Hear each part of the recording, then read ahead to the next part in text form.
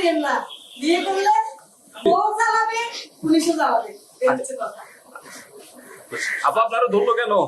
আমাকে ওই যে ডাবল মার্ডারের হুকুমের আসামি বানাইছিল, তো আমি তো জামিনে আছি, জামিনটা সাবমিট করার পরও আমাকে আবার এখানে কেন আমি জানি না। আচ্ছা বাড়ির সাথে আমার কোনো সম্পৃক্ততা নাই, তবে বাকুলি আমাকে অ্যারেস্ট দেখাইছিল, আমাকে পেপার দেখানোর পর আমাকে ছেড়ে দিয়েছে। আপা আপনি তো কারি কারি টাকা দিয়ে আপনার স্বামীরে ছুটাই আনার কথা ছিল। এটা ভাই আপনারা তো বুঝেন আমি মেন্টালি ভাবে তাহলে এখনো মেন্টালি ভাবে ডিপ্রেস। আসলে রাগের মাথায় আমি তো মানুষ মারবো বলি নাই, হাজবেন্ডকে ভালোবাসি, ভালোবাসবো, 10-20টা মামলা হলে আমি আমার হাজবেন্ডকে ভালোবাসি, স্বামী যেখানে থাকবে আমি সেখানে থাকবো। আচ্ছা আপা আমার হাজবেন্ডের চেষ্টা আমি ছাড়বো না। আমার স্বামী ভালো মতো আসছে, তবে দেখেন এখনো শত্রুপক্ষ মামলা দিয়ে দিছে এরকম।